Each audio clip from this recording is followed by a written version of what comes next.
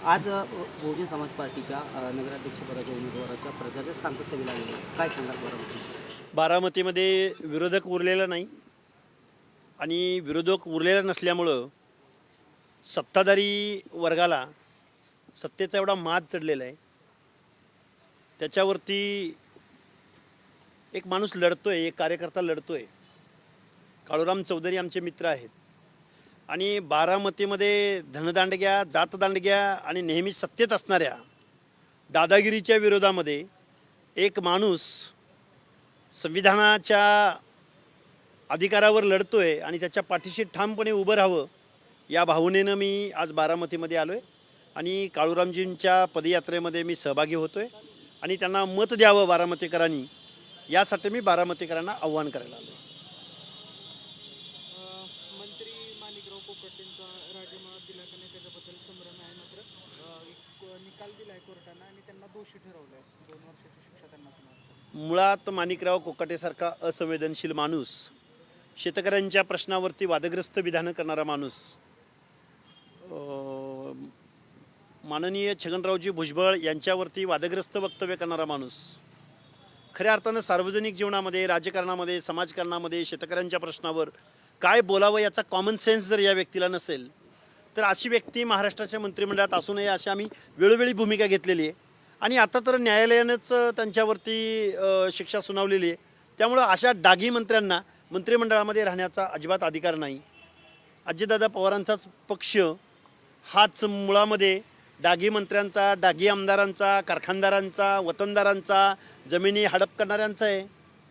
त्यामुळे यात वेगळं असं काही नाही. अनेक माणसं, अनेक मंत्री घरी जाऊ शकतात. फक्त कोर्टामध्ये केसेस पेंडिंग आहेत, हेअरिंगवर हेअरिंग होतात, पुढे ढकलल्या जातात म्हणून काही माणसं फक्त कातडी बचाव आहे आता सध्या, पण अनेक माणसं घरी जाऊ शकतात. अशी कोणती माणसं आहेत की तुम्ही सांगता आहात की ती माणसं घरी जायला हे बघा, कोणावरती तुमचा आरोप? आरोप झालेले अनेक मंत्री आहेत. जसं की जसं भरपूर सांगता येतील. आज कोकाटे गेलेले आहेत. जमिनीच्या अपहाराचे, भ्रष्टाचाराचे आरोप असणारे अनेक माणसं आहेत. मी सांगेन त्याच्यावरती सविस्तर आम्ही बोलणार आहोत.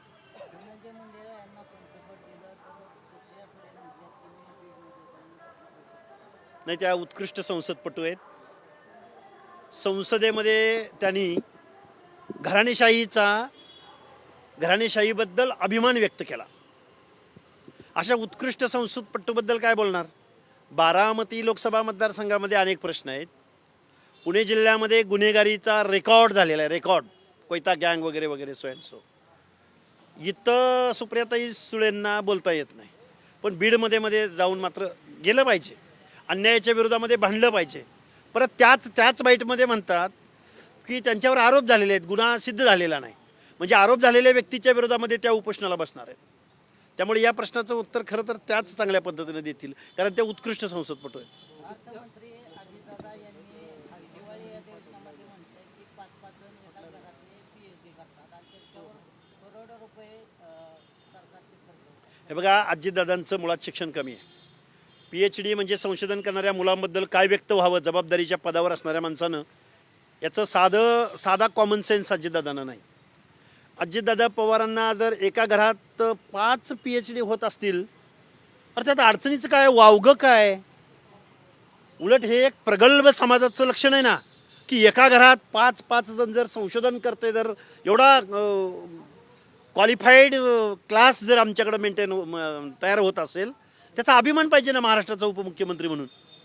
आणि अजितदादा पवार भारत देशाच्या फॉरेन करन्सीमध्ये सगळ्यात जास्त जर पैसा कशाच्या माध्यमातून येत असेल तर तो संशोधनाच्या माध्यमातून येतो आहे. जर्मनीचं धोरण बघा, अमेरिकेचं धोरण बघा, कॅनडाचं धोरण बघा, रशियाचं धोरण बघा.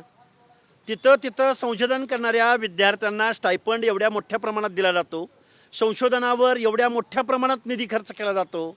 आता हे 8वी-10वी शिकलेल्या अजितदादा पवारांना काय माहीत असणार? महाराष्ट्रामध्ये, पुरोगामी प्रगत अशा महाराष्ट्रामध्ये अनपढ माणसं जबाबदारीच्या पदावर गेल्यानंतर ते अशीच बोलणार ना. त्यांच्याकडून वेगळ्या काय अपेक्षा असणार आहेत? त्यांचेच बारामतीतले तालुका अध्यक्ष म्हणतात की महायुतीला मोठ्या प्रमाणामध्ये अजितदादांनी निधी दिला. त्या तालुका अध्यक्षाला माझं सांगणं आहे, अजितदादा पवारांना मी वेळोवेळी हा प्रश्न विचारला आहे की सारथी, बार्टी, तार्टी या सगळ्या संस्थांना ॲज कम्पेअर लोकसंख्येच्या प्रमाणामध्ये तुम्ही किती निधी दिला हे एकदा अर्थ मंत्रालयाला एक श्वेतपत्रिका जाहीर करायला सांगा ना. सारथीला इमारत निधी किती दिला, सारथीची वसतिगृह कुठं कुठं उभी राहिली, महाज्योतीला तुम्ही किती निधी दिला, महाज्योतीचं कुठं वसतिगृह सुरू झालं का, आणि महाज्योतीचा क्वांटम किती आणि सारथीचा क्वांटम किती. एकदा एक व्हाईट पेपर जाहीर करायला सांगा ना. कशाला वारंवार उत्तरं देत बसताय. त्यामुळं नियोजन आणि वित्त विभाग सांभाळणाऱ्या अजितदादा पवारांनी जो काही सामाजिक दुजाभाव दाखवला आहे, सारथीला वेगळा न्याय आणि महाज्योतीला वेगळा न्याय. ती महाज्योतीची मुलं बिचारे सारथीच्या मुलांना नोंदणी दिनांकापासून एका मुलाला त्यांच्या अकाउंटला 8-10 लाख रुपये वन स्ट्रोक.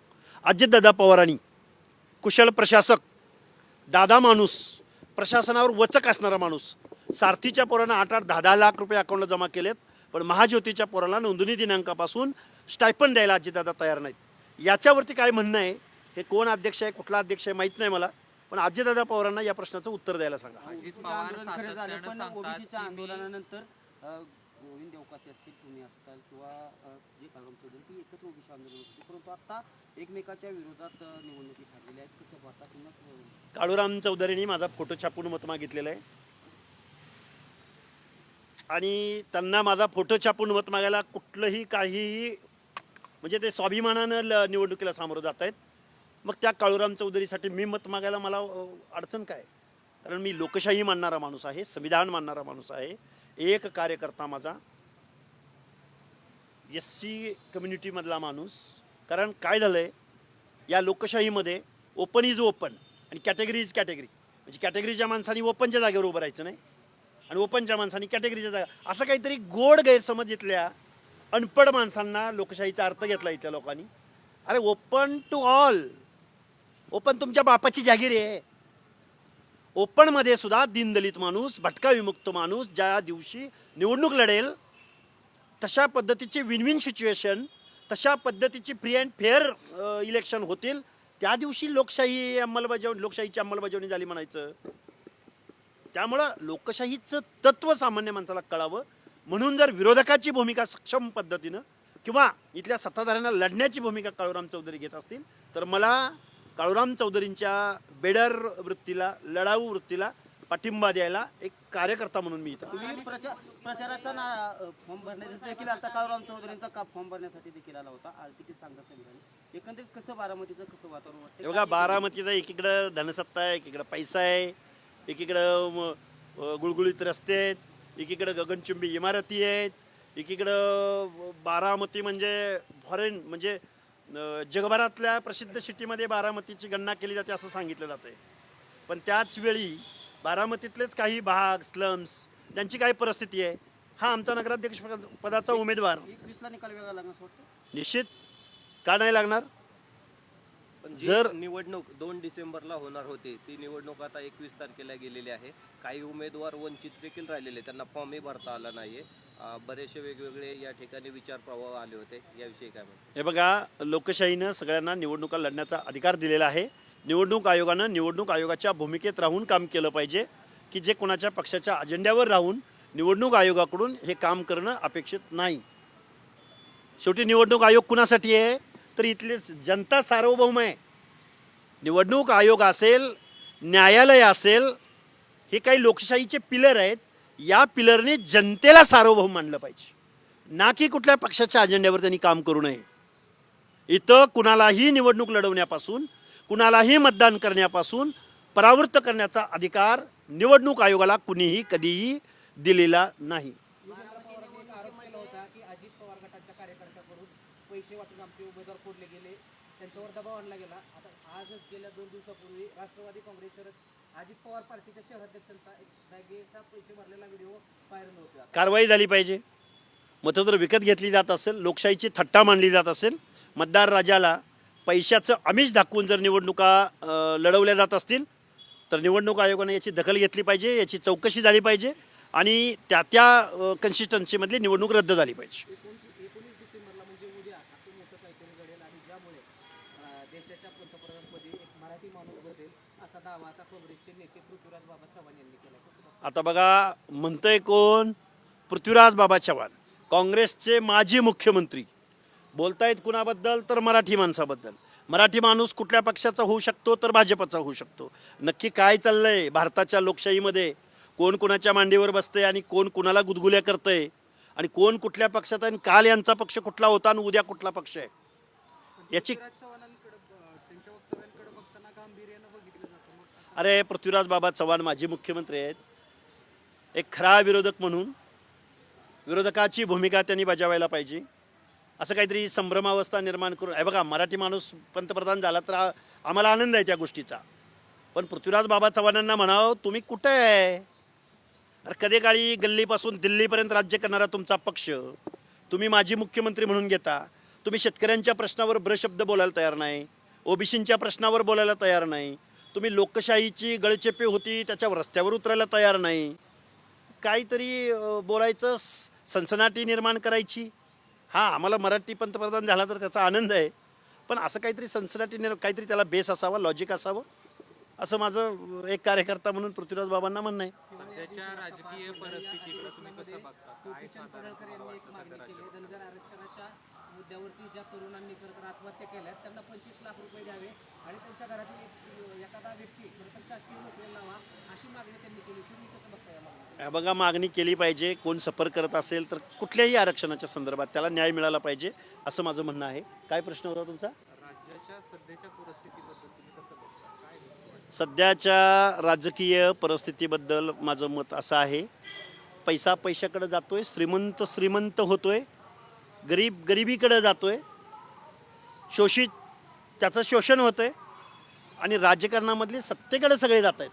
विरोधामध्ये राहून कोणीही काम करायला तयार नाही असं माझं म्हणणं आहे. आणि विरोधक संपलेला आहे आणि हे लोकशाहीमध्ये ही चिंतेची बाब आहे असं एक आंदोलक म्हणून, कार्यकर्ता म्हणून माझं म्हणणं आहे. विरोधक कोणी संपवलं? विरोधक सत्ताधाऱ्यांनी संपवला, साधा प्रश्न आहे ना. कुणाच्या मागं ईडी लावायची, कुणाच्या मागं. आणि विरोधकांनी सुद्धा आता मला वाटते महाराष्ट्राचं राजकारण असेल किंवा देशाचं राजकारण असेल हे कात टाकेल. एक नवीन प्रश्न, नवीन समस्या, नवीन नेतृत्व, नवीन पक्ष, नवीन विचारधारा इथून पुढच्या कालावधीमध्ये पुढे येतील. आणि आत्ता नरेंद्र मोदी असोत की देवेंद्र फडणवीस असोत की भाजप असो, गल्लीपासून दिल्लीपर्यंत असलेल्या सत्ताधाऱ्यांना आत्ताचा विरोधक त्यांना सत्तेपासून खाली खेचू शकत नाही. तर नवी फ्रंट समोर येईल आणि लोकशाहीचं संरक्षण करेल, संविधानाचं संरक्षण करेल, सर्वसामान्य माणसांच्या अधिकाराचं संरक्षण करेल. एवढं मात्र मी जबाबदारीने सांगू इच्छितो. बारामतीतील नागरिकांना माझं आव्हान असेल, लढणाऱ्या माणसाला मतदान करा. तुम्ही काळूराम चौधरींना मतदान केलं, तो निवडून आला तर तो म्हणेल की मला संविधानानं निवडून दिलं आहे, मला जनतेनं निवडून दिलं आहे, बाबासाहेबाच्या मताच्या अधिकारानं निवडून दिलं आहे. पण इतर कोण निवडून दिला? मला ताईनं निवडून दिलं आहे, मला दादानं संधी दिली, मला दादानं निवडून दिलं आहे. हे कुठेतरी लोकशाही विरोधी ही तत्व आहेत. त्यामुळे जनतेला आव्हान करेल, तुमच्यामध्ये मिसळणारा, तुमच्याबरोबर लढणारा, तुमचे प्रश्न मांडणारा माणसाला तुम्ही मतदान करावं, निवडून द्यावं, हे मी बारामतीकरांना आव्हान करेन.